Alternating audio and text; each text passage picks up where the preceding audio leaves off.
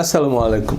Face the people বিতর্কের রিবার্টাল সিরিজের দ্বিতীয় পর্বে স্বাগত জানাচ্ছি সবাইকে। মূল ডিবেট চলাকালে আলোচ্যসূচি সময়, প্রায়োরিটি এবং প্রতিযোগিতামূলক মানসিকতার কারণে তুলনামূলক কম গুরুত্বপূর্ণ বিষয়ে বিশদ আলোচনার সুযোগ হয়নি। সে বিষয়ের বিশ্লেষণের জন্যই রিবার্টাল বা পর্যালোচনা সিরিজ। তবে শায়খ আবদুল্লাহর সাথে আলোচনা সৌহার্দ্যপূর্ণ এবং উপভোগ্য ছিল। তিনি তার বক্তব্যের পক্ষে পর্যাপ্ত তথ্য দিয়েছেন, কিন্তু সেসব বিষয়ে আমাদের দুজনের অবস্থান একই। দর্শক চাহিদা মোতাবেক হার জিত বা যে কোনো মূল্যে জিততেই হবে, এই মানসিকতা থেকে তিনি নিয়ন্ত্রণ হারিয়ে খতম তারাবি পড়িয়েছেন, অযাচিত, আপত্তিকর, মিথ্যা বা উদ্দেশ্যমূলক অনুবাদ করেছেন। আম জনতাকে বিবেচনায় না নিলে খুব সহজেই তিনি আমার উত্থাপিত প্রশ্নে একমত হতে পারতেন, এবং তিনি কার্যত আমার সাথে দ্বিমত করেনওনি। এটাকে আলোচনা হিসাবে দেখলে আপনি কোরআন এবং হাদিস বিষয়ে আরও সমৃদ্ধ হবেন। এ পর্বে আমি দ্বিতীয় আলোচ্যসূচিতে যে আলোচনা করেছি তার পর্যালোচনা করব। আপনার ধর্মীয় আলোচনার উদ্দেশ্য এবং কোরআন হাদিস বিষয়ে আপনার অবস্থান একটু পরিষ্কার করবেন। শায়খ আবদুল্লাহর জন্য প্রস্তাবিত প্রশ্ন ছিল, হাদিস বলতে আসলে আমরা কোন হাদিস মানতে বাধ্য, কেন বাধ্য? কোরআন বিরুদ্ধ হাদিসগুলো মানার ক্ষেত্রে মূলনীতি কী? যদিও শায়খ আবদুল্লাহকে প্রশ্নটাই করা হয়নি। হাদিস বিষয়ে তার অবস্থান বা আন্ডারস্ট্যান্ডিং তো তিনি পরিষ্কার করেননি। আমার আলোচনায় আমি আমার অবস্থান পরিষ্কার করেছি যে আমি ধর্মের সৌন্দর্য এবং অধর্মের অন্ধকার এই দুটি দিক নিয়ে কথা বলি। আমার আপত্তি হাদিস নিয়ে নয়। আমার বিবেচনায় ধর্মের নামে বিভিন্ন জালিয়াতি, অন্যায়, অবিচারের কারণ কোরআন বহির্ভূত লিটারেচার, অর্থাৎ তাফসির, হাদিস, ইতিহাস, খোয়াবনামার নামে নিজেদের স্বার্থ সংশ্লিষ্ট মতামতকে ধর্ম হিসাবে চাপিয়ে দেয়া। খুব মনোযোগ দিয়ে শুনুন, পরিষ্কার বাংলায় বলছি এবং পয়েন্ট টু বি নোটেড। আমি হাদিসকে কোরআনের ব্যাখ্যা, বিশ্লেষণ, তাৎপর্য বা সাপোর্টিং এভিডেন্স হিসাবে গ্রহণযোগ্য মনে করি, কিন্তু কোরআনে নাই এমন কোনো বিধান কেবল হাদিস বা কোনো তাফসির কারকের মতামতের ভিত্তিতে প্রণয়ন করা যাবে না। কারণ কোনো মুফাসসির, মুহাদ্দিস, হাদিস বর্ণনাকারী, রাবি এবং সংগ্রহকারী ইমাম এ কাজের জন্য অথরাইজড নয়। আমি হাদিস সংগ্রহ সংকলনের সাথে সংশ্লিষ্টদের অনুমোদন নিয়ে স্পেসিফিক প্রশ্ন তুলেছি।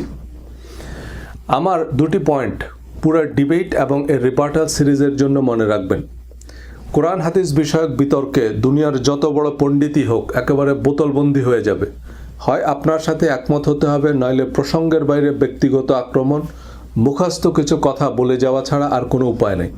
এটা তর্কে জেতার কোনো কৌশল নয়, এটাই সত্যি এবং যৌক্তিক অবস্থান।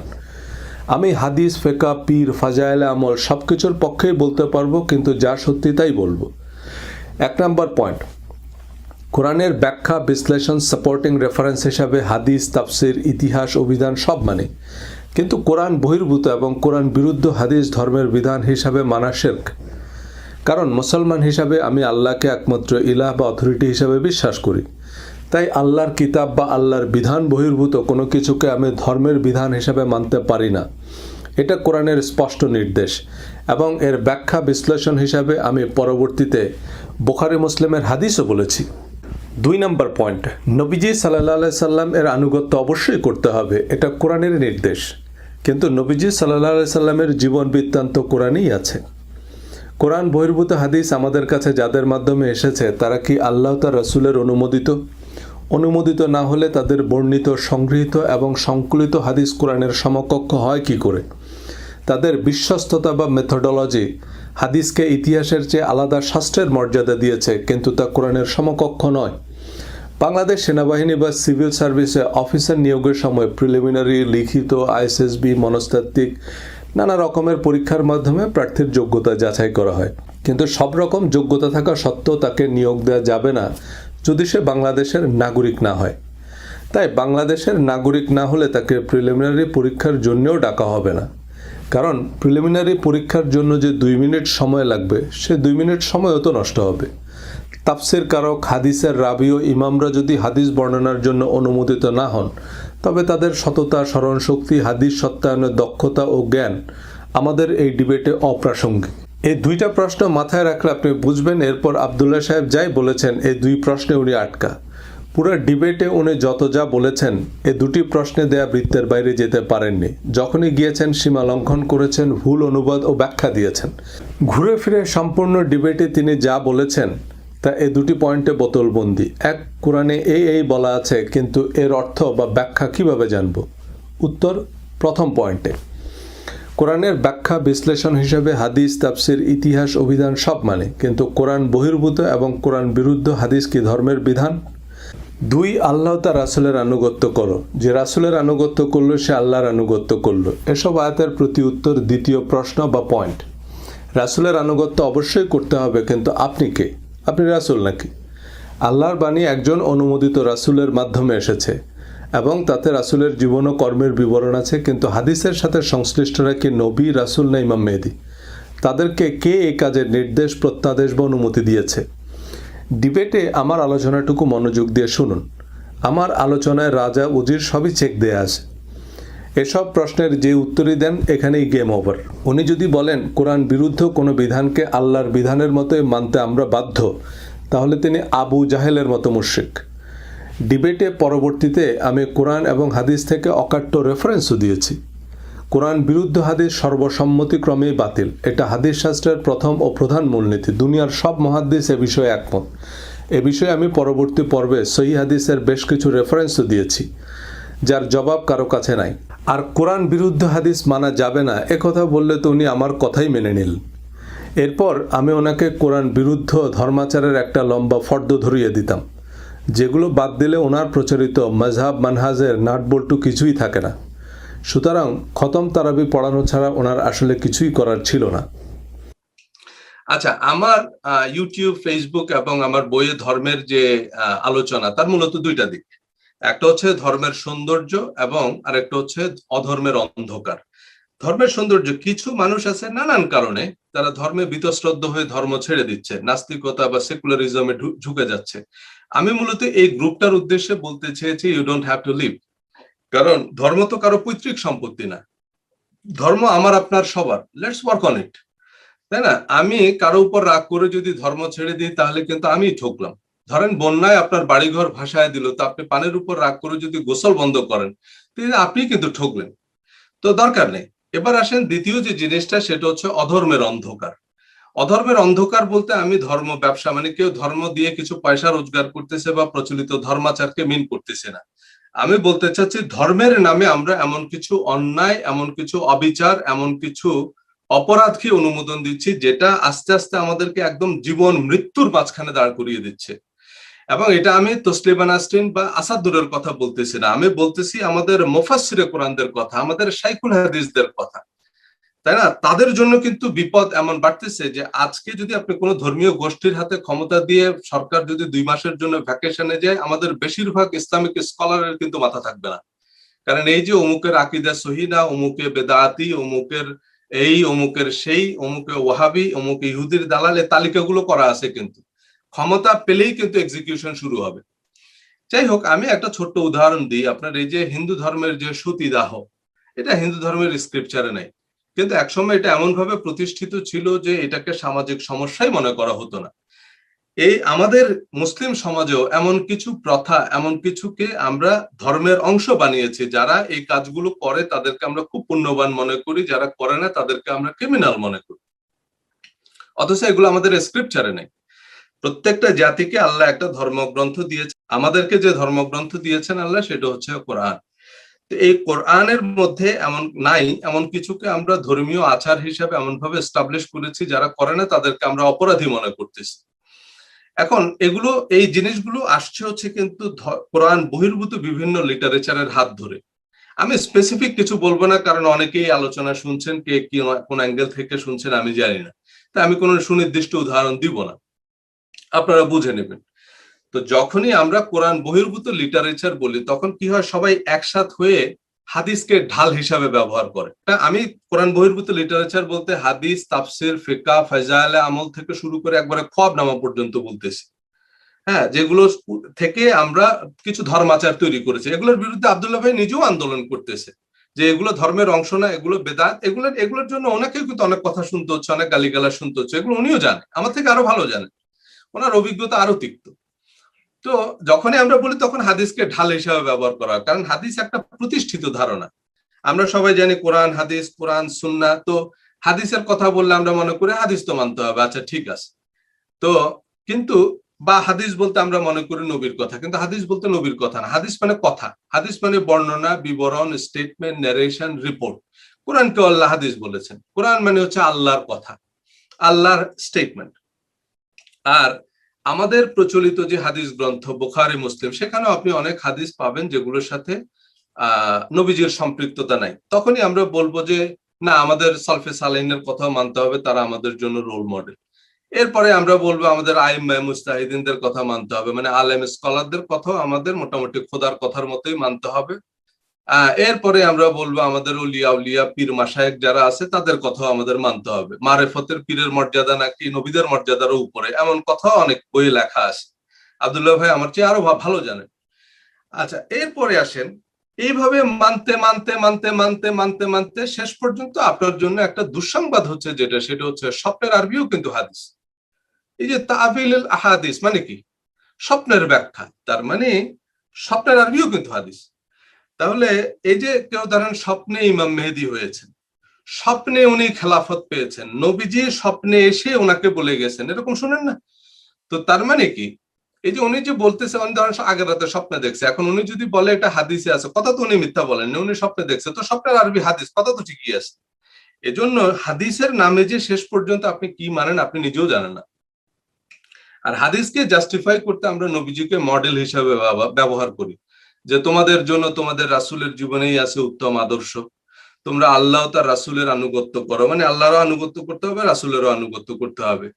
তোমরা নবী যা দেয় তা গ্রহণ করো, নবী যা নিতে বারণ করেন তা থেকে বিরত থাকো। যে আল্লাহ তার রাসূলের অবাধ্য হবে সে পথভ্রষ্ট। এই কথাগুলো 100 ভাগ খাঁটি কথা, যে আল্লাহ নবীর উপর কোরআন নাজিল করেছেন লিতুবাইয়িনা লিন-নাস, যাতে তিনি মানুষের জন্য এটাকে বিশদ বর্ণনা করবেন। এগুলো কোরআনের কথা, খাঁটি কথা। এখন দেখেন, যারা সরাসরি নবীকে অনুসরণ করতে পেরেছে, সরাসরি নবীজির কাছ থেকে আদেশ উপদেশ গ্রহণ করেছে, যারা সরাসরি নবীর কাছ থেকে কোরআনের ব্যাখ্যা পেয়েছে, তারা তো পৃথিবীর ইতিহাসে অল্প কিছু সৌভাগ্যবান মানুষের অন্তর্ভুক্ত। তারা এক একজন হযরত আবু বকর হয়েছেন, হযরত ওমর হয়েছেন। এখন আমরা নবীজিকে কোথায় পাবো? তো এই যে আমরা নবীজির যে বন্দনা করলাম, নবীজির যে প্রশংসা করলাম, গুণকীর্তন করলাম, এগুলো হচ্ছে হাদিসের বিজ্ঞাপন।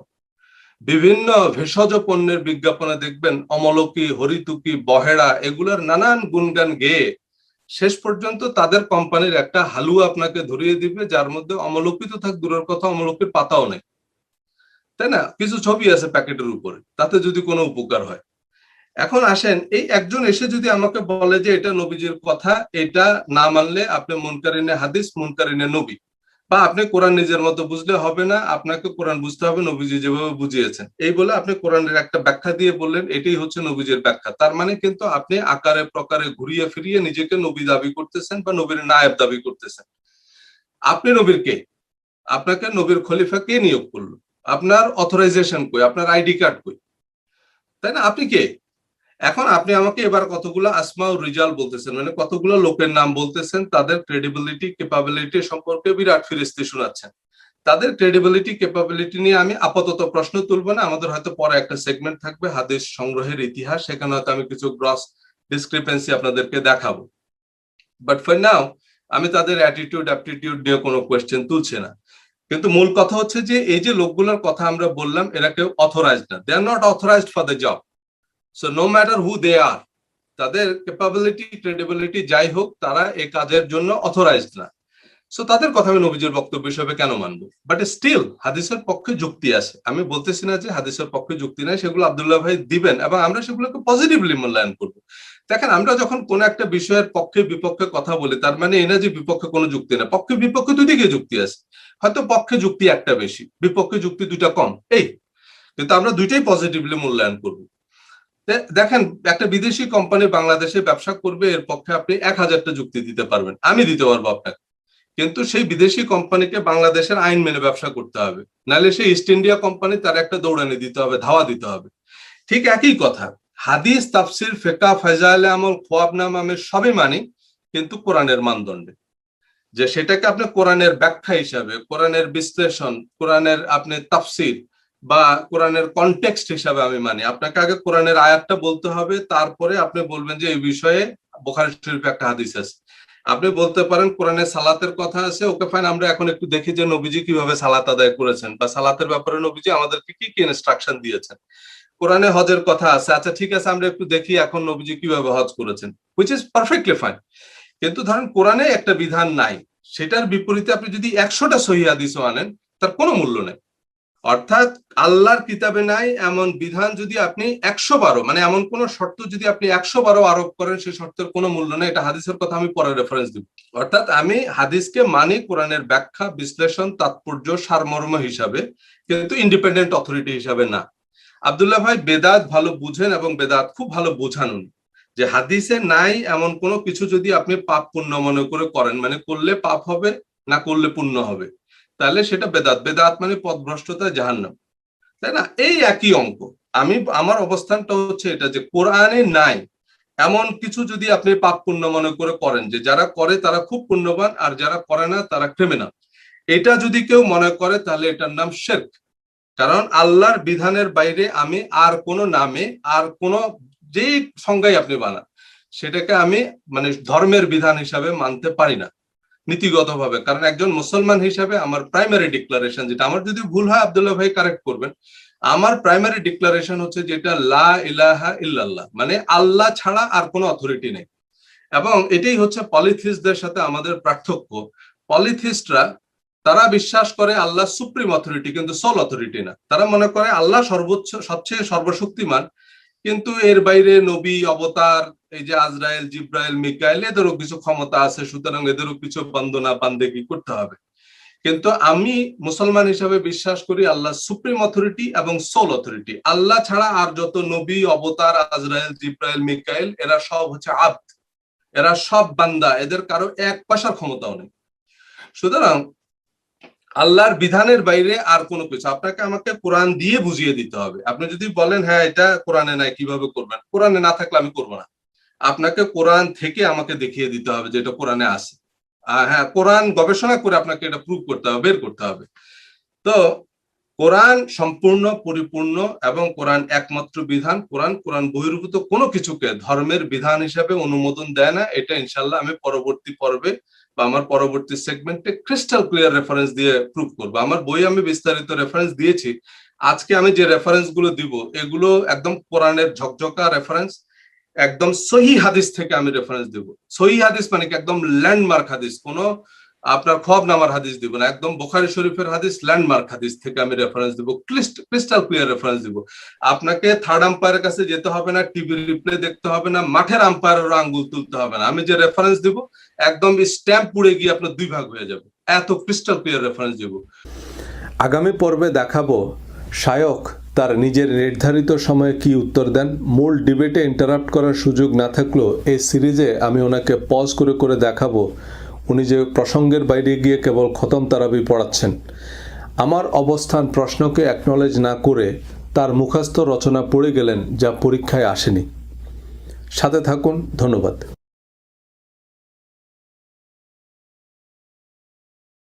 আপনার মূল্যবান মতামত কমেন্টে বলুন। ধন্যবাদ।